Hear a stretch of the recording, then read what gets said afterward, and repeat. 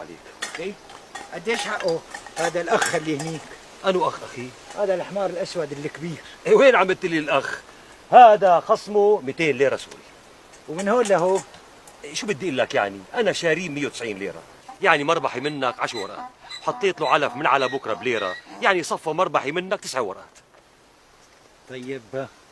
طيب لحظة لحتى شاور. بديش قال لك؟ قال بده حقك 200 ليرة. الله لا يوفقه، لك اشتراني ب90 ومن على بكرة واقف بطقة الشمس ما سقاني دمعة مي ولا هناني بجرزة فصة. شو أمرت؟ غالي. بس هذا حمار سعره معه. وينك لا تدفع أكتر من 100؟ ب100 بيمشي الحال؟ الله يسهل لك. طيب نهايته؟ أقل من 200 ليرة ما بتاخده، ب 199 ما ببيع. ما رضي. أصبح احمل حالك وامشي، هو بينادي لك.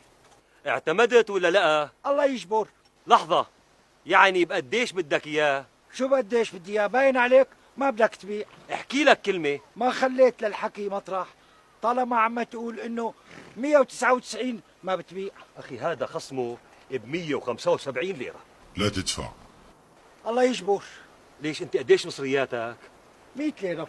لا، الفرق كتير كبير بيناتنا. أخي نقسم البيدر بالنص، خليها ب 150 ليرة. 100. 100. دور على غيرنا. قوي قلبك وامشي. لوين رايح؟ دور على غيرك. أخي ما بدي أعذبك هالحرائي، خليه ب 125 ليرة والرسن إلك. 100. 100. الله يبارك لك. خلصنا منه يخرب بيت.